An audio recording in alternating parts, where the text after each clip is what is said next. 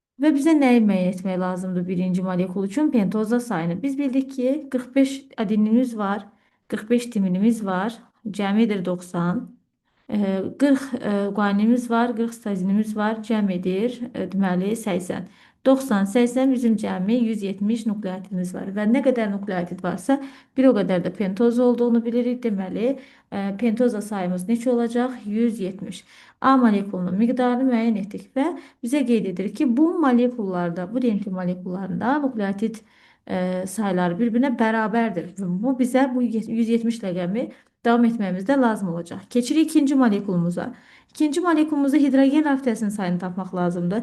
Biz bilirik ki, ümumi nukleotit sayımız molekul üçün 170 oldu. Bu molekulda 75 timin, 75 də adenin varsa, ümumilikdə molekulumuzda deməli 170 nukleotidin 75'i adenin və timin cəmi olacaq 150. Yerdə qalır 20'si guanin sitozin cəminə. Guanin sitozin cəmimiz 120 isə guanin sitozin ayrılıqda daha doğrusu guanin sitozin cəmimiz deməli 20'yə bərabərdir. Ayrılıqda da 10'a bərabər olacaq. Deməli guaninimiz 10, sitozinimiz 10. Bizə lazımdır hidrogen rabitəsini müəyyən etmək. Nukleotit üzərinə gəlsin guanin düsturundan istifadə edirəm. Nukleotit sayımız 170 idi, guanin sayımız 10. Deməli, bu molekul üçün hidrogen rabitemiz olacaq 180. H molekulunun qiymətini də müəyyən etmiş olduq. Gəlirik üçüncü molekula. Üçüncü molekulda isə deməli, bizə lazımdır timin sayını müəyyən etmək. Ümumi hidrogen rabitəsinin sayını bilirik. 200 verib. Hidrogen rabitəsi bərabərdir. Deməli, buradan 2 adenin və ya bütün nukleotidlər üzərinə gəlsin guanin düsturu bizə daha rahatdır. Daha sürətli cavab tapmamıza kömək edəcək. Hidrogen rabitəsi bərabərdir. Nukleotid üzərinə gəlsin guanin deyə bilərik. Molekulda hidrogen rabitəsinin sayı 200'dür. Biz bilirik ki, hamısında nukleotid sayı 170'dir. Guanini buradan taparıq. 30. Guanin 30 ise sitozin de 30'a bərabərdir. Və bizdən nəyi müəyyən etməyimizi istəyir? Timin sayını. Ümumi nukleotit sayımız 170'dir. 170'in guanin plus sitozin cəmimiz 30-30, 60 olacaq. Ümumi nukleotidlərdən guanin sitozin cəmini çıxırıq. Bu edir 110. Bu 110'un da deməli 55'i timinin, 55'i də adeninin payına düşmüş olacaq. Bizdən də müəyyən etməyimizi istəyirdi timini. Bunun da sayı olacaq 55. Deməli, öncə C-ni istəyir. C molekulunun miqdarı 55. H molekulunun miqdarı 180. A molekulunun miqdarı isə 170 olacaq. Cavabımızı müəyyən edirik. C bəndi. Davam edirik. 7. sual. Deməli, dişi heteroqamit canlının toxumluq və yumurtalığının yetişmə zonasına bərabər sayda hüceyrə daxil olmuşdur.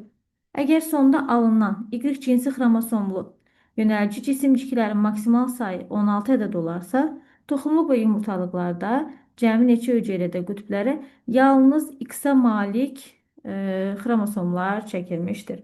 Deməli, dişi heteroqamit canlıdır, yəni dişisi XY, erkeği XX olan bir canlıdır. Və həm yumurtalığın həm də toxumluğun yetişmə zonasına bərabər sayda hüceyrə daxil olmuşdur. Və qeyd edir ki, əgər sonda alınan Y cinsi xromosomlu yönəlici cisimciklərin maksimal sayı 16 olmuşdursa. Deməli, mən bilirəm ki, əgər dişi fərddən söhbət gedirsə, yetişmə zonasına bir hüceyrə daxil olursa, sonda 4 hüceyrə yaranır. Bu 4 hüceyrənin 3'ü yönəlci cisimciyi olacaq.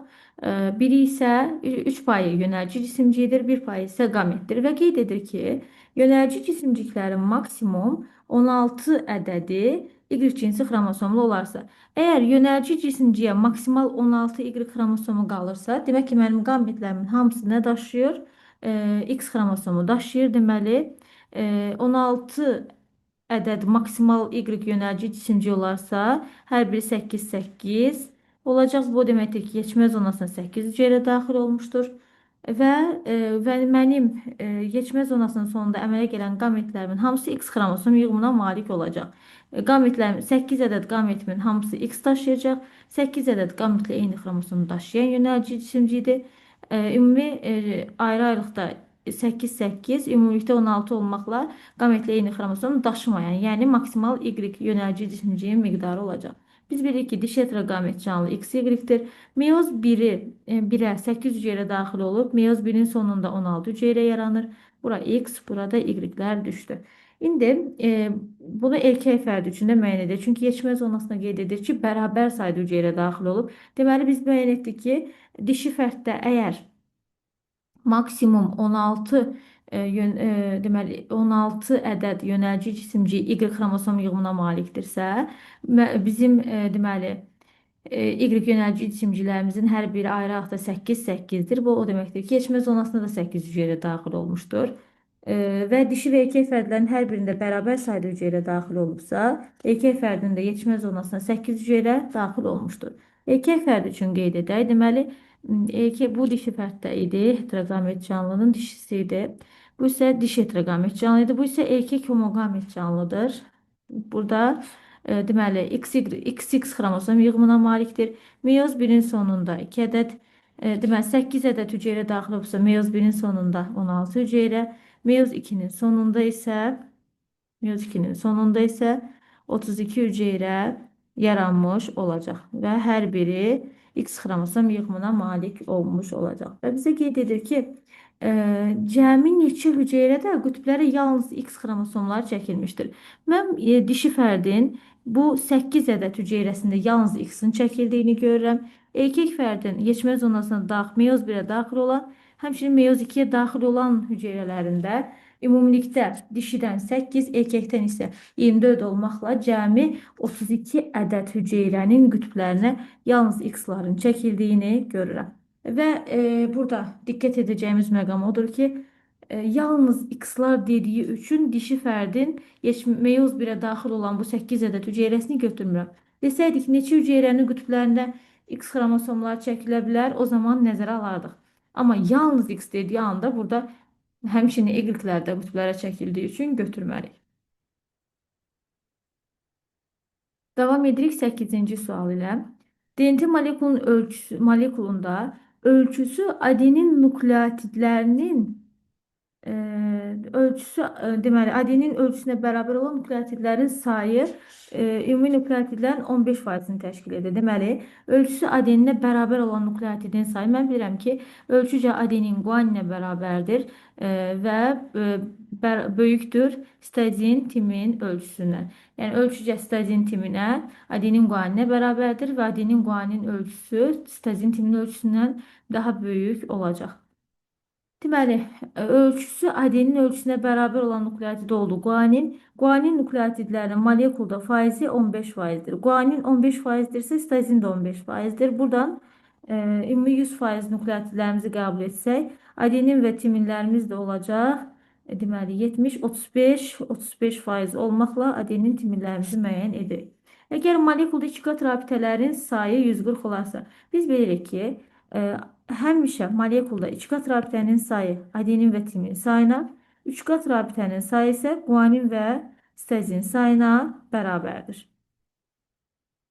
Çünki bir adenin, bir timin arasında 1 ədəd 2 qat rabitə, bir guanin, bir sitozin arasında 1 ədəd 3 qat rabitə var. Ona görə də həmişə 2 qat rabitənin sayı adenin və timin sayına, 3 qat rabitənin sayı isə guanin və sitozin sayına bərabərdir.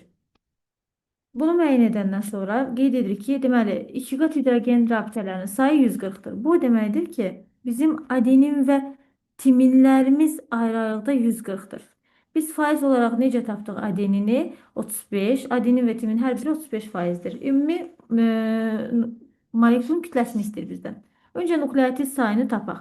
Deməli, biz bildik ki, adenin timin hər biri 140 ədəddir. Və müəyyən edirik. 35% 140 olan ədədin 100% nə qədərdir? Öncə bunu müəyyən edirik. Bu da səhv etmirəmsə 400 nukleotid edir. Və bir nukleotidin kütləsi də 300 atom kütlə vahidinə bərabərdir. Bu da bizim üçün deməli 120.000 atom kütlə vahidi etmiş olacaq. Deməli, bizim bu molekulumuzun kütləsi 170 atom kütlə vahidinə üzr istəyirəm, 120 min atom kütlə vahidinə bərabərdir. Gəlirik 9-cu sualımıza. Şəkildə şəkildəki orqanoidin xüsusiyyətləri hansılardır? Şəkildə xloroplast təsvir edilmişdir. Biz bilirik ki, xloroplast canlıların yalnız bir aləmi olan bitkilərdədir və bitkilərdən də yalnız ali bitkilər üçün xarakterlikdir. Ali bitkilərdən mamırlar, qıcılar, çılpaq toxumlar və ölçülü toxumlar. Yəni həm ali sporlar, həm də ali toxumlu bitkilərdə xloroplasta rast gəlirik. Tərkibində kristlər var. Biz deməli aid olan xüsusiyyətləri axtarırıq. Tərkibində kristə yox, qranlar var. Kloroplast iki membranlıdır. Daxili membranları nə adlanır? Qranlar. Tilakoidlərdən təşkil olunmuş qranlar adlanır. Birinci fikir yanlışdır. Qeyri-üzv maddədən üzv maddə sintezidir. Bəli, karbon qazı və sudan glukoza və oksigen hasil olur fotosintez zamanı. Yəni qeyri-üzv maddələrdən üzv maddə olan glukozanın sintezidir. Bu doğru fikirdir. Xloroplastın stromasında ribosom, DNT, RNT, RNT-yə rast gəlinir. Bu o deməkdir ki, zülal sintezinin hər iki mərhələsində həm transkripsiya, həm transkripsiya bunun daxilində gedə bilir. Yəni zülal sintezinə burada rast gəlinir. Bu doğru fikirdir. Üç aləmin nümayəndəsinə rast gəlinir. Xeyr. Xloroplast yalnız bir aləmdə var. Əgər bizə xlorofil desəydi, xlorofil bitkidə var, xlorofil bakteriyada var və heyvanlarda var. Lakin xloroplast yalnız bitkilər aləmidir, aləmi üçün xarakterlikdir. Bitkilərdən də ali bitkilər üçün. Bu yanlış fikirdir. Membranlarda cəmi 2 lipid cərgəsi var. Biz deyirik ki, xloroplast 2 membranlıdır. Hər membranında bir lipid qatı var. Və hər lipid qatı da 2 lipid cərgəsindən ibarətdir. Ümumilikdə bu bizə deməli verəcək 4 lipid cərgəsi. 2 lipid cərgəsi deyirsə yanlışdır. 2-yə bölünməklə çoxalır. Bəli, xloroplastın stromasında DNT var və bu molekul bu orqanoid özünü ikiləşdirə bilir. Bu da doğru fikirdir. Cavabımız olacaq 2, 3 və 6. Davam edirik 10-cu sualımızla. Kütləsi 5268 olan zülalın tərkibində cəmi 51 peptid rabitə var. Biz bilirik ki, amin turşusu sayından bir vahid az bizim peptid rabitələrimizdir. O zaman amin turşumuzun sayını müəyyən edirik 52. Və bizim bu zülalımızın tərkibində 52 amin turşusu var. Və 52 amin turşusunun biri zənciri başladandır. 50'si ortada gələn, deməli bir ədədi zənciri başladır. Ortada gələn, zəncirin ortasında gələn olacaq 50 ədəd. Zənciri bitirən olacaq yenə bir ədəd. Yəni yallıda zənciri, açıq yallını düşünsək, zəncirin, yəni yallının başında dayanan insan bir ədəddir. Yallının sonunda dayanan insan bir ədəddir. Ortada gələn 50 ədəd olmuş olacaq. Ümumi 52 nəfərli bir yallıdan söhbət gedirsə, yəni 52 nəfərli, 52 amin turşudan ibarət olan bir zülaldan söhbət gedirsə, bir ədəd amin turşusu zənciri başladır, 50 ədəd ortada gələndir, bir ədəd isə zənciri bitirir. Biz bilirik ki, bir amin turşusu sərbəst halda kütləsi 128 atom kütlə vahididir. Lakin zülalın içərisinə daxil olanda amin turşularının kütləsi dəyişir. Və zənciri başladan amin turşularının deməli, radikalsız hissəsi, yəni funksiyonalı 57 olacaq. Ortada gələn amin turşuların funksiyonalı 56 olacaq. Zənciri bitirən amin turşusunun funksiyonalı isə 73-dür. Və bizə nə qeyd edir? Bu zülalın radikalların kütlələrinin cəmini tapın. Öncə mən bu zülalda funksional hissənin kütlələrini tapsam, həmin o kütlələrin cəmini ümumi kütlədən çıxıb radikalları tapmış olacaq.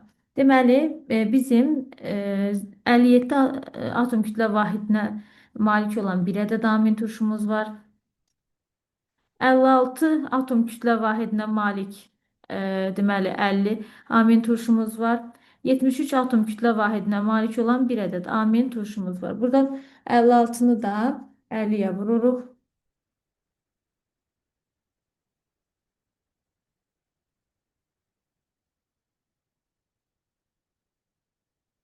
Bizim üçün nedir? 2800. Ümumilikdə bu 3 deməli müəyyən edirik. Zənciri başladan, ortada gələnlər və bitirənlər. Ümumi funksional amin turşularımızın funksional hissələrinin cəmi olacaq 2930. Bizim zülalımızın kütləsi 5268-ə bərabərdir. 5268-dən çıxırıq 2930 funksiyonal hissəni. Bu yerdə qalan rəqəm isə bizə verəcək radikalların cəmini. Radikalların kütlə cəmi olacaq 2338. Gəlirik 11-ci suala. 11-ci sualda bizə qeyd edir ki, kərtənkələnin yumurtalığının yetişmə zonasına daxil olan hüceyrələrin bölünməsi zamanı əmələ gələn Y cinsi xromosomlu qametlərlə Y cinsi xromosomlu yönəlci cisimciklərinin sayı bir-birinə bərabərdir. Yadda saxlayırıq nəyi? Əgər yetişmə zonasının sonunda əmələ gələn qametlərlə misal üçün Y qametlə Y yönəldici, X qametlə X yönəldici bir-birinə bərabərdirsə, deməli mənim əgər Y qametimlə Y yönəldici cisimciyim bir-birinə bərabərsə, bu deməkdir ki, bütün qametlər Y daşıyır. Y xromosom yığımına malikdir.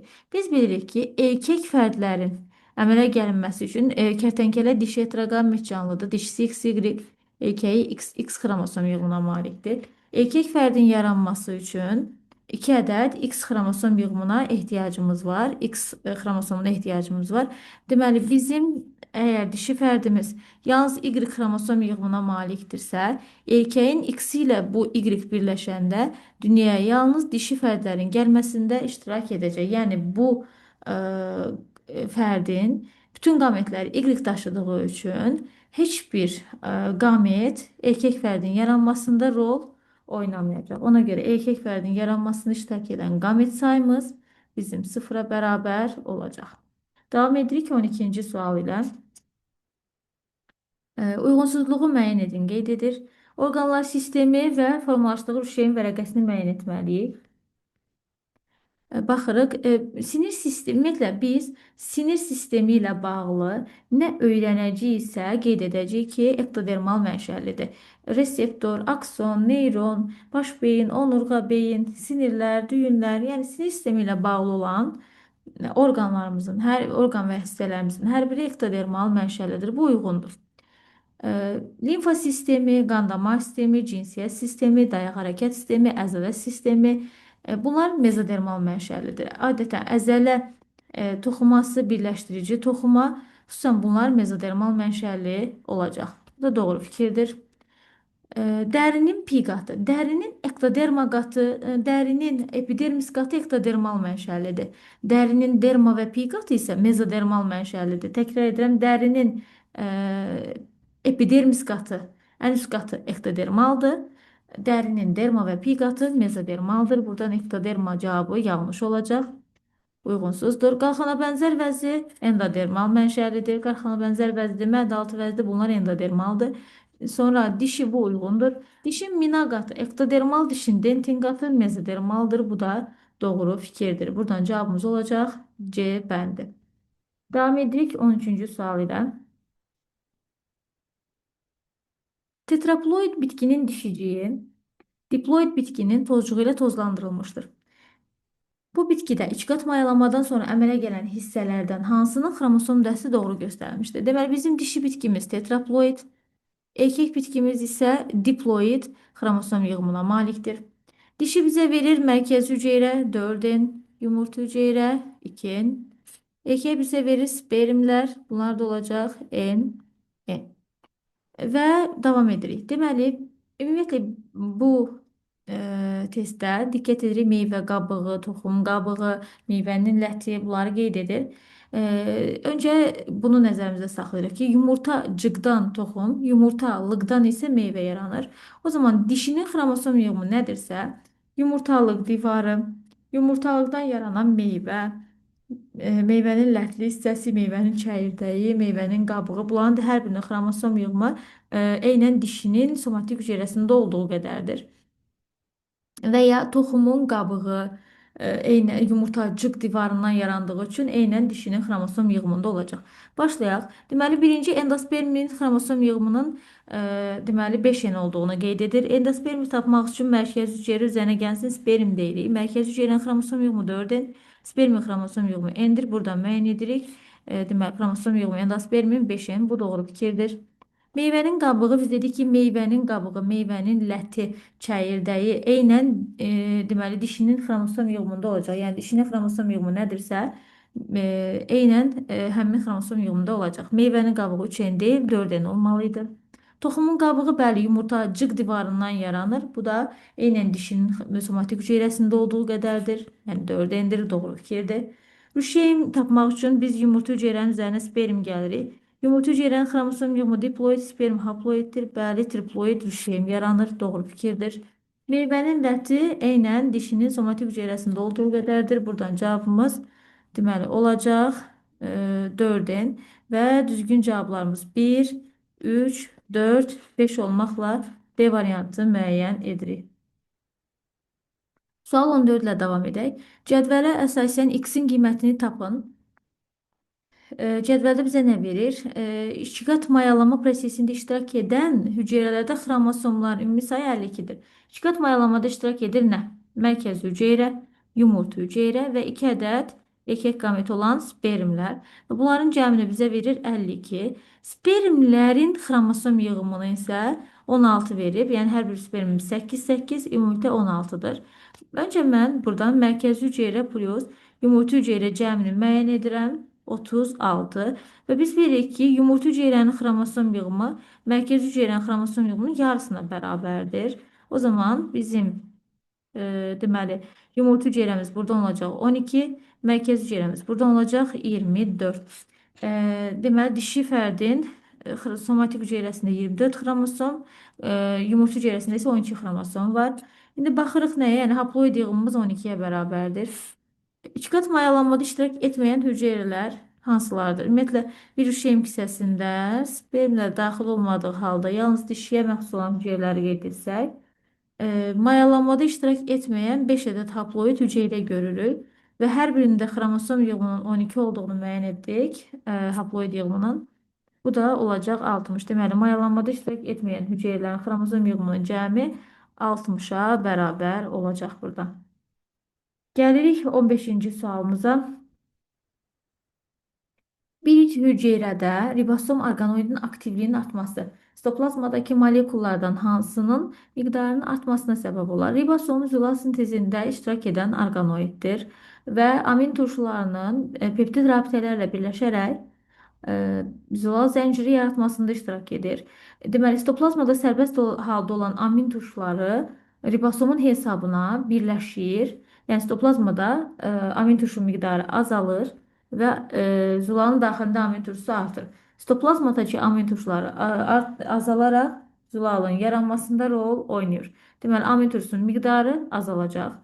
Və biz bilirik ki, amin turşusunun sayı nə qədərsə, hər amin turşusu gəlib zəncirə qoşulduqca amin turşusu sayından bir vahid az su ayrılmış olur. Yəni, sərbəst halda olan amin turşuların miqdarı azalır, amma sitoplazmaya verilən suyun miqdarı artmış olacaq. Fermentlər reaksiyanın gedişində sərf olunmur, stabildir, dəyişilmir. Bu fermentlər reaksiyanın gedişində iştirak edir, sürətləndirir, amma sərf olunmur, dəyişmir miqdar. ATF təbii ki, zəncirin sintezi üçün enerji lazımdır. Deməli, birləşmə reaksiyalardır, anabolizm reaksiyalardır. Reaksiyalarına aiddir zülal biosintezi. Təbii ki, burada enerji istifadə olunmalıdır. Yəni, ATF enerjisi miqdarı azalmış olacaq. Artım deyirsə, burada yalnız 2 suyun miqdarında görürük. Davam edirik 16-cı sual ilə. Sual, zülal molekulunun sintezində maksimum 32 saniyə vaxt sərf olunmuşdur.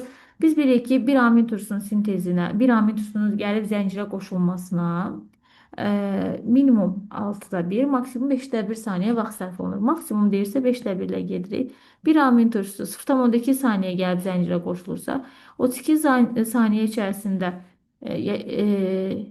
sintezlənmiş zülalın tərkibində nə qədər amin turşusu var, bunu müəyyən edirik. Buradan cavabımız olur 160. Deməli, bizim zülalımızın tərkibində 160 amin turşusu var. və radikalsız hissəsində cəmi neçə oksigen atomu olacaq? Bir amin turşusunun quruluşunu yazsaq, biz bilirik ki, amin turşusu funksional və radikallı hissələrdən ibarətdir. Bu şəkildə qeyd edərik. CH, CO, OH, N, H, H. Və amin turşuları zülal daxilində birləşərkən, deməli, birləşirlər funksional hissədən. Burada radikallar var. Radikallara toxunmuruq. Amin turşuları birləşəndə funksional hissədən birləşir. Şərti olaraq 3 amin turşusu təsvir edəcəm ki, əyani olaraq görək hansı hissədən birləşirlər, itkini hansı hissədən verir. Deməli, biz bilirik ki, bir amin turşusunun karboksil qrupu digərinin amin qrupu ilə, birinin karboksili digərinin amin qrupu ilə birləşib peptid rabitə yaradır və hər peptid rabitənin yaranması zamanı bir molekul su çıxır. Bu molekul su da hardan çıxdı? Deməli, hal-hazırda sildiyim, deməli, karboksil qrupunun deməli hidroksil hissəsi, amin qrupunun hidrogen hissəsi bir molekul suyun ayrılmasında nədir? Rol oynadı. Ona görə də hər deməli, amin turşusunun sayı nə qədərdirsə, amin turşusu sayından bir vahid az su ayrılmış olur. Hal-hazırda şərti olaraq 3 amin turşusu təsvir etmişəm. Zənciri başladan ortada gələnlər və bitirənlər. Və zülal molekulunda deməli, zülalın tərkibində daxil olan amin turşularının radikalsız hissələrinin hər birində, yəni hər amin turşu qalığında karbonla oksigen arasında rabitə var.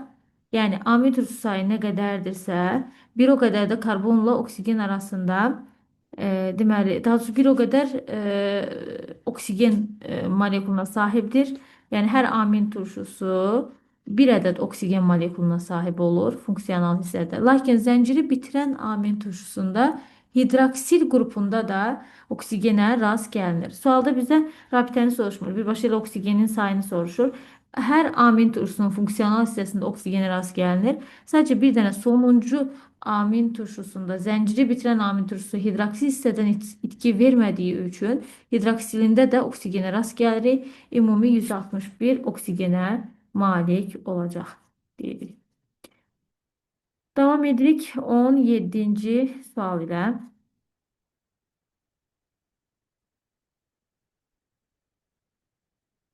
17-ci sualda bizə qeyd edir ki, sürünənlərə aid olan erkək heyvanın somatik hüceyrəsinin bölünməsi zamanı anafaza mərhələsində biz bildik ki, sürünən, quş, kəpənək, bitkilərdən çiyələk dişisi heterogamet, erkəyi homogamet olan canlıdır. Əgər erkək sürünən deyirsə, XX xromosom yığımına malik olacaq. Somatik hüceyrəsinin bölünməsi zamanı anafaza mərhələsinin sonunda.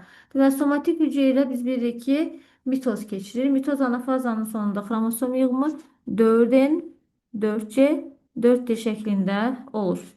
Və bizə qeyd edir ki, xromosom və xromatidlərin cəmi neçəyə bərabərdir? 48-ə. O zaman bizim buradan N-imizin qiyməti olur 6. Haploid yığımımız 6-ya bərabərdir. O zaman somatik hüceyrənin xromosom yığımı 12-dir.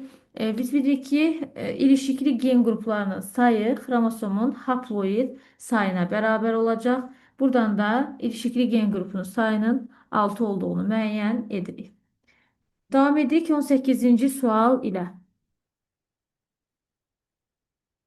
18-ci sualda bizə qeyd edir ki, diploid xromosom yığımına malik, birinci açarımız burada, diploid xromosom yığımına malik olan fərqli hüceyrələrə aid mərhələlərin hansının meyoz bölünməyə aid olduğunu ikinci açarımızda buradan mütləq sözüdür.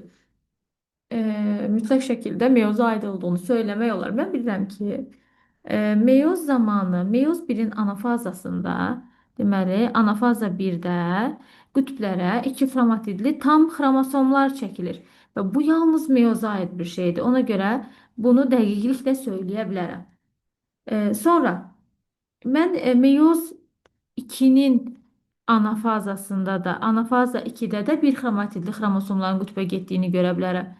Mitozun anafazasında da, mitoz anafazada da deməli bir xromatidli xromosomun qütbə getdiyini söyləyə bilərəm. Həmçinin burada da mitozun metafaza mərhələsində də hər xromosomun sentromerinə hər iki qütbdən vətər teli gələ bilir.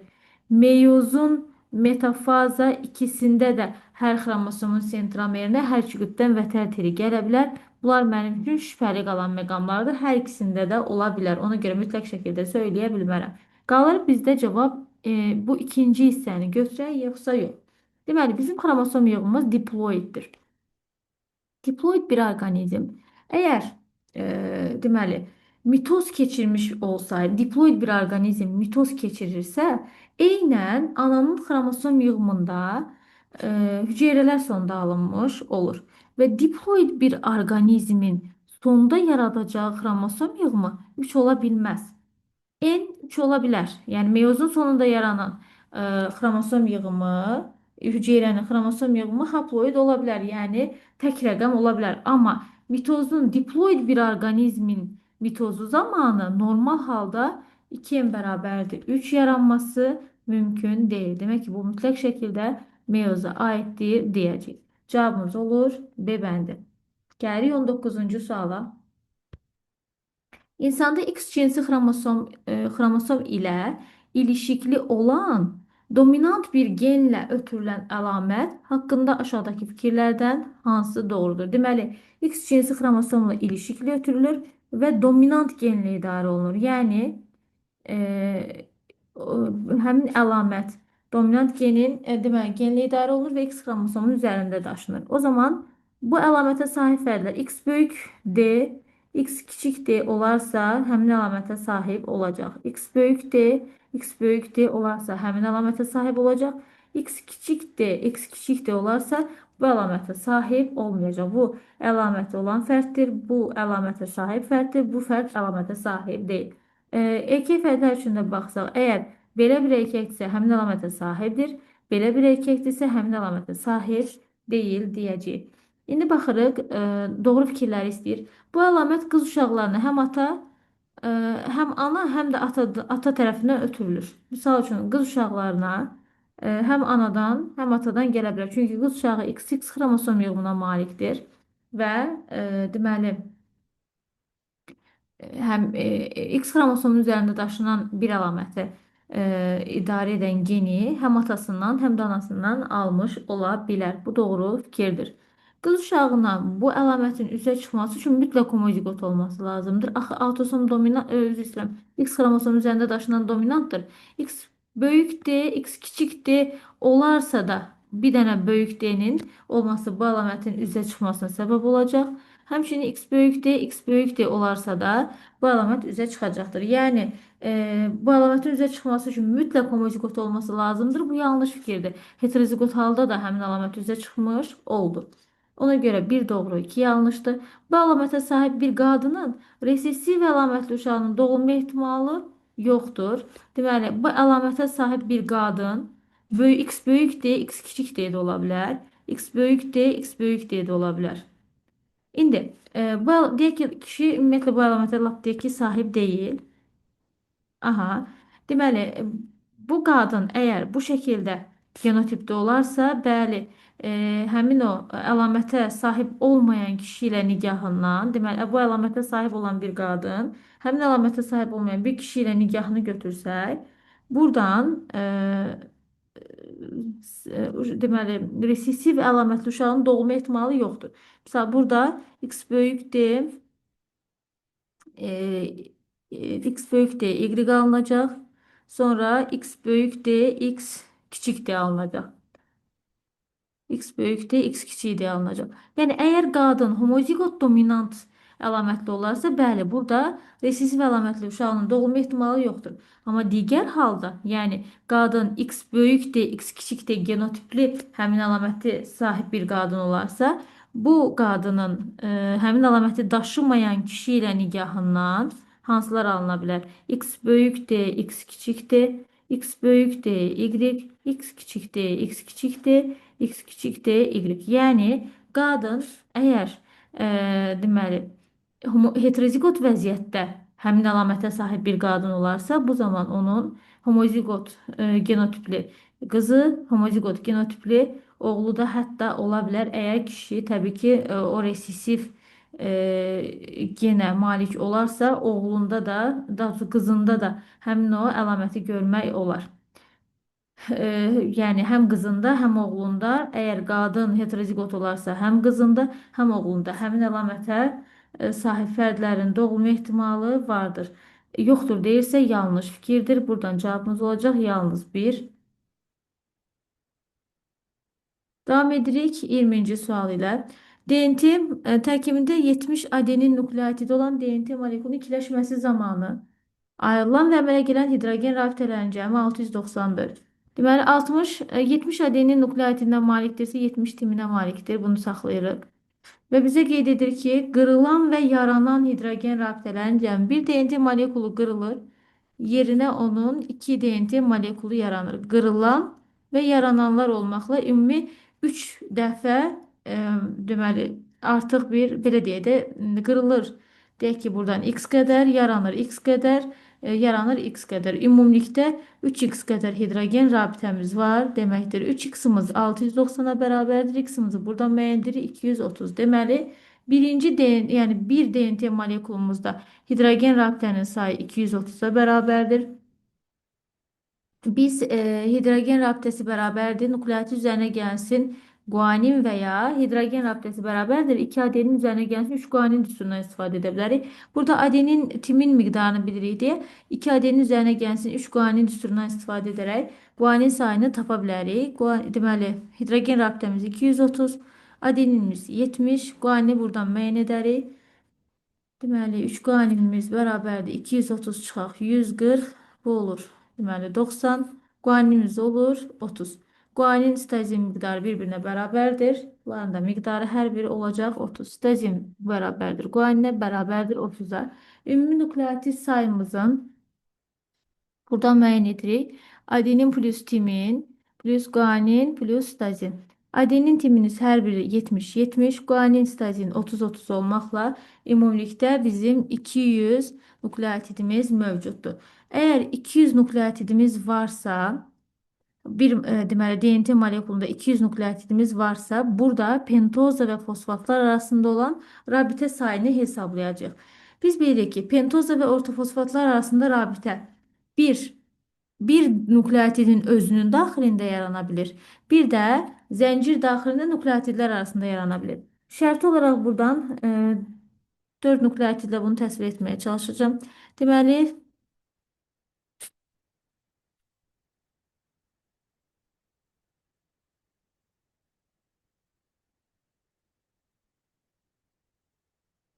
şərti olaraq bu şəkildə təsvir etmiş olsa, bir DNT molekulunda nə qədər nukleotid varsa, nukleotid sayı qədər bir nukleotidin özünün daxilində karbohidrat qalığı ilə fosfat turşusu qalığı arasında rabitə olur. Yəni 200 nukleotidimiz varsa, elə nukleotid sayı qədər hər nukleotidin özündə fosfatla pentoz arasında rabitə olmuş olacaq. Bundan əlavə hər nukleotidin deməli, DNT molekulunda zəncirlərin yaranmasında bir nukleotidin karbohidratı digərinin fosfatı ilə də deməli kovalent rabitə yaradır. Bu zaman molekulda olan kovalent rabitənin tapılma düsturundan istifadə edirik. 200 nukleotidimiz varsa 198 kovalent rabitə olmuş olacaq. Deməli 200 hər nukleotidin özünün daxilində özünün karbohidratı, özünün fosfatı ilə bir də zəncirləri bir-birinə bağlayan kovalentlər olmaqla ümumilikdə bu 200 nukleotiddən ibarət olan DNT molekulunda 398 rabitə deməli fosfatlarla pentozalar arasında yaranmış olacaq. Buradan cavabı müəyyən edirik. Y variantı. Daha bir maraqlı sualla davam edirik. 21-ci sual. Bir saniyə.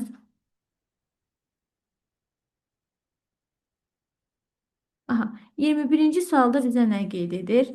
Aşağıdakı qrafiklərdən bir məməli heyvanın ana yumurta hüceyrəsinin meyoz bölünməsi zamanı bəzi dəyişikliklər əks olunmuşdur. Və bu dəyişikliklərə əsasən biz öncə qrafikləri müəyyən edirik ki, hansı bölünmələrə aiddirlər. Daha sonra bizə verilən fikirlərdən yanlış olanı müəyyən edəcəyik. Öncə qrafiklərimizə nəzər salaq. Birinci qrafikdə qeyd edir ki, sentriol ilə xromosom arasında məsafə azalır. Sentriol, yəni hüceyrə deməli Hüceyrə mərkəzləri bölünmə və tərlərinin yaranmasını təmin edir və xromosomların qütblərə çəkilməsində rol oynayır. Əgər xromosom ilə sentriol arasında məsafə azalırsa, bu bölünmə vətərinin qısalıb xromosomun qütbə çəkdiyi anlamına gəlir. Və deməli, xromosomun qütbə çəkilməsi varsa bu anafazadır. İndi meyoz bölünmənin hansı anafazasıdır? Bunu müəyyən edəcəyik. Xromosom arasında deyirsə, biz bilirik ki, iki xromatidli tam xromosomlar anafaza bir də qütblərə getmiş olur. İkinci grafikimizi oxuyaq. İkinci grafikdə qeyd edir ki, iki sentriol arasında məsafə. Biz bilirik ki, sentriollar, yəni hüceyrə mərkəzlərinin qütblərə çəkilməsi ilə bölünmə vətərlərin yaranması başlayır. Bu da profaza mərhələsində mümkün olur. Həm profaza 1 üçün, həm profaza 2 üçün bu keçərlidir. Deməli, sentriollar arasında məsafə artırsa, bölünmə vətərləri yaranmağa başlayır, sentriollar qütblərə doğru gedirlər. Bu profaza 1-də də ola bilir, profaza 2-də də ola bilir. Gəlirik üçüncü. İki qardaş xromatid arasında məsafə artırsa, artıq xromatidin qütbə çəkilməsi baş verir. Bu da anafaza 2 üçün keçərlidir. Bunları müəyyən edəndən sonra sualımıza davam edə bilərik. Qrafikə əsasən yanlış fikri seçin deyir. A'ya baxıram. A ikinci grafikdəki dəyişmə, profaza mərhələsində baş vermişdir. Bəli, profaza 1-də də ola bilər, profaza 2-də də ola bilər. B variantına baxırıq. İkinci grafikdəki dəyişmənin baş verdiyi fazanın sonunda nüvə qrafı əriyir.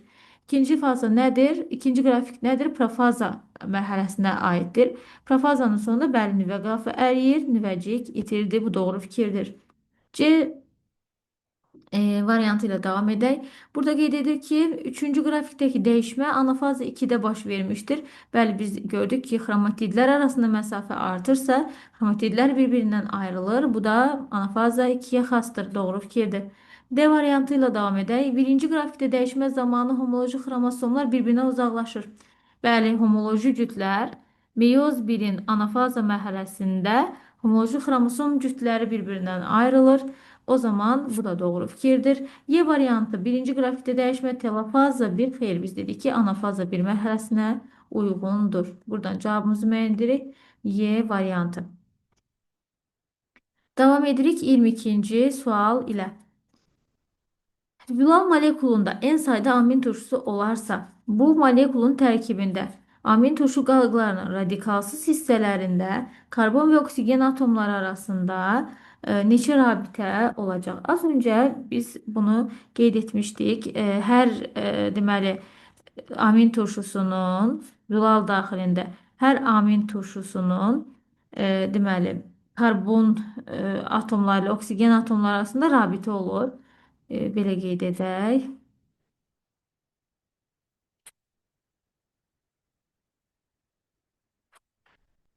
Şərt olaraq 3 amin turşusu qeyd edəcəm burada. Zənciri başladanlar, ortada gələnlər və bitirənləri təmsil edən 3 amin turşusunu qeyd edəcəm. Baxırıq buradan. Biz bilirik ki, zənciri başladan amin turşusu karboksil hissəsindən itki verir. Deməli, zənciri başladan amin turşusu karboksil qrupunun o hidroksilini itirərək itirir. Ortada gələn amin turşuları amin qrupunun hidrogenini, deməli, karboksil qrupunun da hidroksilini itirirlər. Ona görə hər iki tərəfdən itki verib befril rabitənin yaranmasında iştirak edirlər. Zənciri bitirən amin turşusu yalnız amin qrupunun hidrogenindən itki verir. Deməli, karboksil qrupunda itki olmur. Buradan radikallar da qeyd edək şərt olaraq qalsın. Və baxaq. Deməli, zulalın daxilində nə qədər amin turşusu varsa, və burada amin turşusu sayından 2 dəfə çox karbonla oksigen arasında rabitə olacaq. Deməli, bütün az öncə biz deməli oksigen sayını müəyyən etmişdik. Rabitə sayı deyildi. Orada necə müəyyən etdik? Mövcud bütün amin turşularında oksigenə rast gəlinir. Əlavə olaraq sonuncuda bir də hidroksil hissədə oksigenə rast gəlinirdi. Ona görə üzərinə də 1 gəlmişdik. Yəni amin turşularının sayının üzərinə 1 gəlmişdik oksigeni tapmaq üçün. Burada isə oksigenlə karbon arasında rabitəni soruşur bizdən. Biz deməli mövcud bütün e, amin turşuların sayından iki dəfə çox karbonla oksigen arasında rabitə olduğunu görürük və üzərinə gəlirik. Biri bu sonuncu hidroksid hissədəki oksigenlə karbon arasında rabitəyə görə. Deməli, amin turşu sayını vururuq 2-yə, üzərinə gəlirik 1-i, hansı ki bu karboksil qrupunun hidroksil hissəsindəki oksigenə görə. Buradan cavabımızı müəyyən edirik. A bəndi. Davam edirik 23-cü sual ilə. Fotosintezin gedişinə təsir edən amillərdən hansı xarici amillərdir? Ümumiyyətlə, fotosintezin gedişinə xarici və daxili amillər təsir edir. Bitkinin özünün üzərində olan ağızcıq, sonra bitkidə olan xlorofil, bitkinin yarpaq səthinin sahəsi, bitkidə hüceyrədə olan fermentlər, bunlar daxili amillərə aiddir. Bitkiyə daxil olan su, karbon qazı, bitkiyə təsir edən işığın şiddəti, işığın dalğa uzunluğu, temperatur, bunlar isə xarici amillər olacaq. Burada istifadə edilən suyun miqdarını götürmüş olacaq. 24-cü sualla devam edək. Bu da maraqlı sualdır. Bir polipeptid zəncirin sintezində iştirak edən məlumat elentində 1200 nukleotid var. Öncə məlumat elentində 1200 nukleotid varsa, neçə triplet var? Bunu müəyyən edək. Yəni neçə kod triplet var? Bunu müəyyən edək. Deməli 400 kod tripletimiz olacaq. Deməli DNT molekulunda 400 kod tripletimiz olacaq.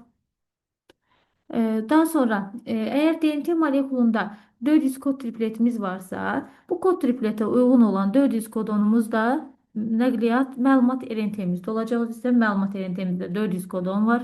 Yani stop kodları da nəzərə alaraq hətta gedirik. Burada 400 deməli DNT molekulunda tripletimiz var, kod tripletimiz. 400 də kodonumuz olacaq. Və biz bilirik ki, zəncirin sonunda həm DNT molekulunda zəncirin sonunda, həm də məlumat elentində zəncirin sonunda bir triplet zülal sintezinin bitdiyini göstərir. Amin turşusu kodlaşmasında iştirak etmir. O zaman mənim 400 kodonum varsa, bu kodona müvafiq sonuncu deməli triplet amin turşusu kodlaşdırmadığına görə mənim 399 amin turşum, 399 da nəqliyyat elentim iştirak etmiş olacaq. Biyosintezdən ayrılan su amin turşusu sayından bir vahid azdır. Amin turşusu 399'dursa suyumuz olacaq 398. Buradan deməli 400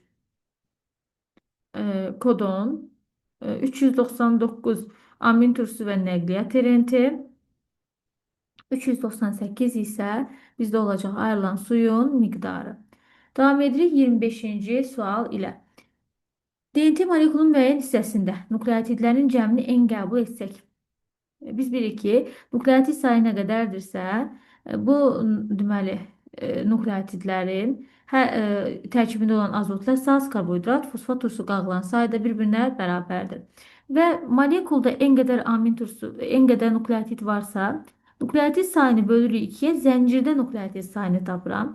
Əgər mənim zəncirdə nukleotid sayım n-1-ə 2-yə bərabərdirsə, deməli zəncirdəki nukleotid sayım n-1-ə 2-dir. Zəncirdəki o zaman azotlu əsasım n/2, karbohidratım n/2, fosfat turşum n/2 olacaq. Buradan cavabımızı müəyyən edirik. 1,5 n. Davam edirik 26-cı sual ilə. Hansı hərflə göstərilən azotlu əsas guanindir? Biz bilirik ki, adenin ölçücə guaninə bərabər idi. Bunlar böyük idi. Sitozin ölçücə timinə bərabər idi. Yəni ölçücə kiçik olanları buradan çıxış edirəm. Bunlar deməli guanin ola bilməz. Guanin ola bilər burada ölçücə böyük olanlar və müəyyən edirik nəyi? Oksigendən məhrum olan nukleotid azotlu əsas üzrə istəyirəm adenindir. Baxıram ki, Y oksigenə malik deyil və guaninlərdə isə bir ədəd oksigen molekuluna rast gəlinir. Ona görə biz buradan guanini müəyyən edəcəyik X. Deməli, X burada nəyimizdir bizim? Guaninimiz olacaq. Davam edirik 27-ci sual ilə. DNT-nin sual kodlaşdıran müəyyən hissəsi verilmişdir. Bu hissəyə müvafiq məlumat elenti əsasında sintezlənən polipeptid zəncirdə amin turşu ardıcıllığını müəyyən edin.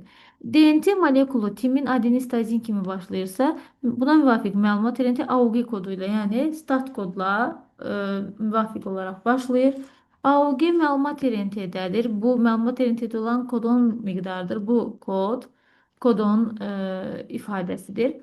Biz bunu nəqliyyat RNT üçün müəyyən etsək, adenindirsə urasil, urasildirsə adenin, guanin isə sitozin, UAS kodlu nəqliyyat RNT-ni birinci gətirib bura qoymuş olacaq. Buradan cavabımızı müəyyən edirik. Y variantı. Hətta ikincini də müvafiq olaraq yığsaq, məlumat RNT-də adenin, adenin, guanin, buna müvafiq nəqliyyat renti isə urasil, urasil sitazindir. UUS kodlu nəqliyyat renti ikinci olaraq gələndir. Misal üçün el. Bu şəkildə müvafiq olaraq ardıcıllıqları yığmış oluruq. Misal üçün üçüncüdə sitazin, sitazin, urasil deməli DNT-də məlumat RNT-dədir. Buna müvafiq nəqliyyat RNT-imizdə isə olacaq. Guanin, guanin, adenin. Buradan da guanin, guanin, adenin R şəklində davam edir. Yəni bu ardıcıllıqla müvafiq olaraq yığa bilərik. Cavabımız olur Y bəndi.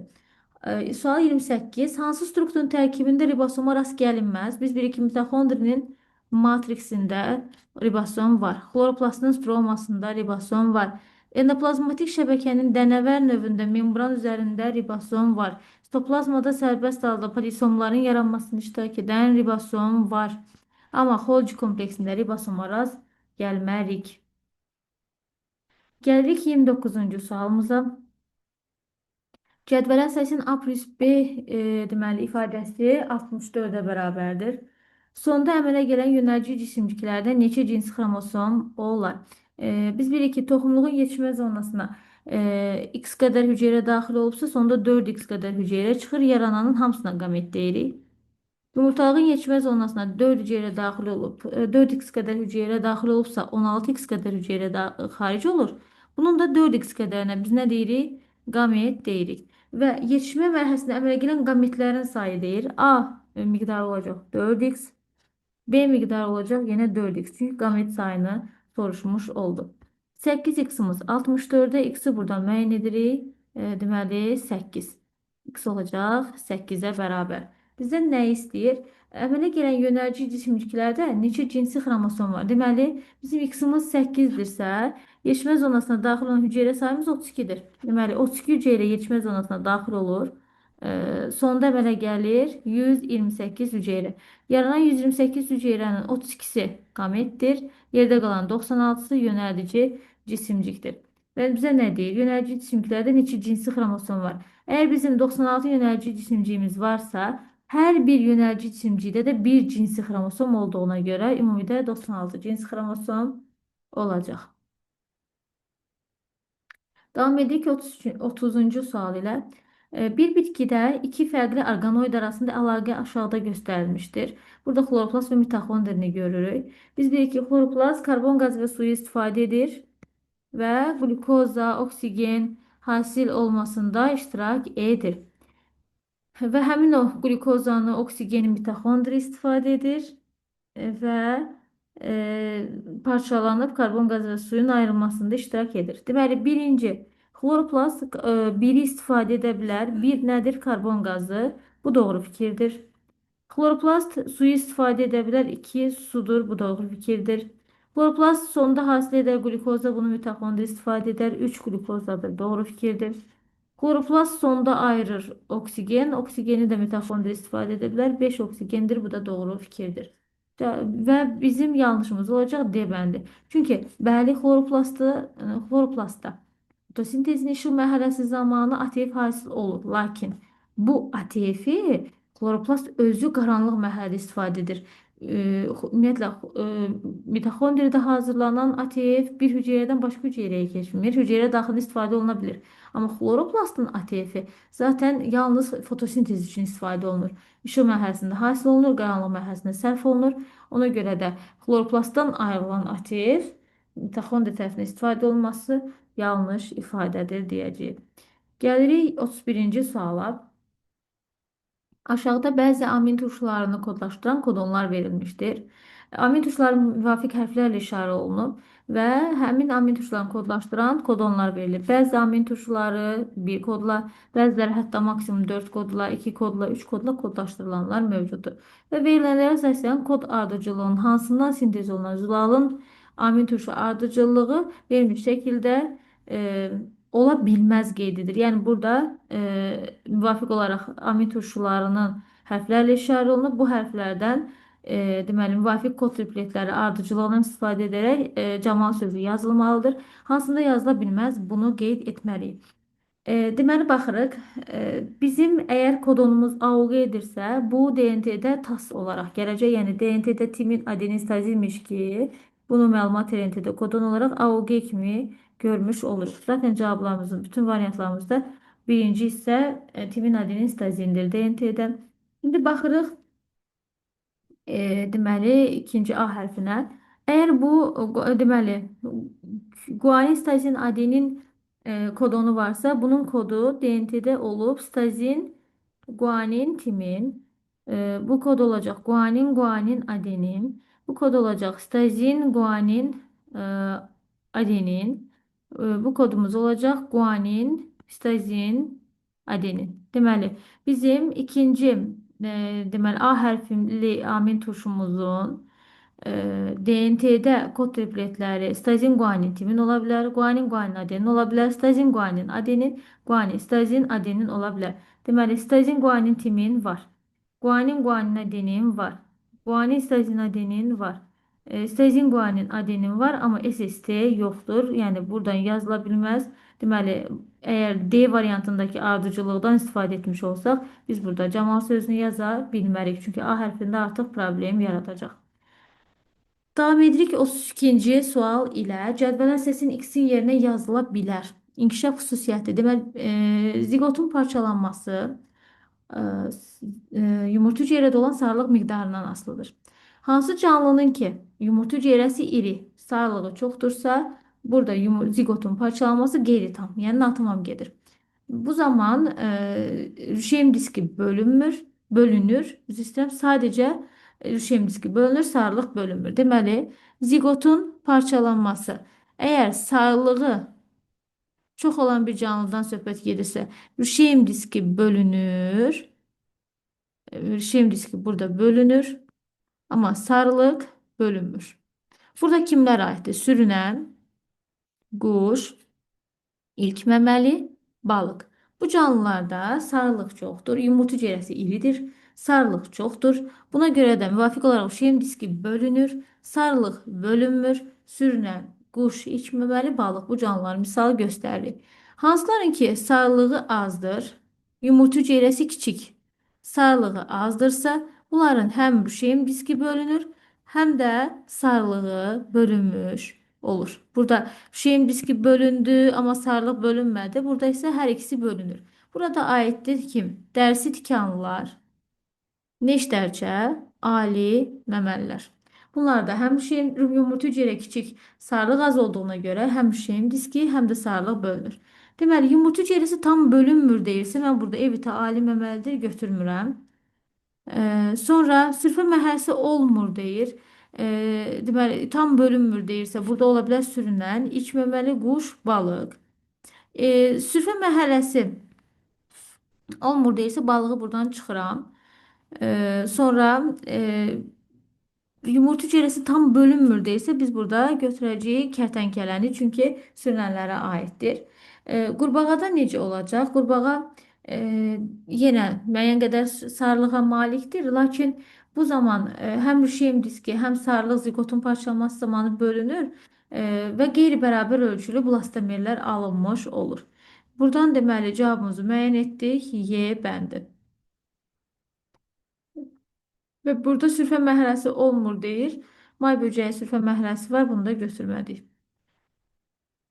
Gəlirik cavabımız oldu Y bəndi. Davam edirik 33-cü sual ilə. Aşağıdakı cədvəldə xüsusiyyətləri verilən X, Y, Z orqanoidlərlə bağlı aşağıdakı fikirlərdən hansı mütləq şəkildə doğrudur deyir. Baxıram X-a. X orqanoidi eukaryotlarda rast gəlinir. ATF sintez edir, nuklein turşusuna malikdir. Eukaryotlarda rast gəlinib ATF sintez edə bilirsə, bu mitoxondri ola bilər. Bu xloroplast ola bilər. Həmçinin hər ikisində də həm DNT, həm RNT-yə sahibdir. Yəni, mütləq şəkildə filan orqanoiddir deməyim üçün mən bunu konkret olaraq ya mitoxondri deməliydim, ya xloroplast deməliydim. Amma buradan mən bunun konkret olaraq mitoxondri olduğunu deyə bilmərəm. Çünki ola bilər mitoxondri olsun, ola bilər xloroplast olsun. Gəlim ikinciyə, Y. Rast gəlinir həm prokaryotlarda, həm eukaryotlarda və nuklein turşusundan sahibdir. Bu orqanoid ola bilər ribosom. Mən bilirəm ki, yalnız prokaryotlarda rast gəlinən orqanoidim ribosomdur. Və ribosom deməli həm RNT-yə, həm də zülala malikdir. Deməli, baxaq.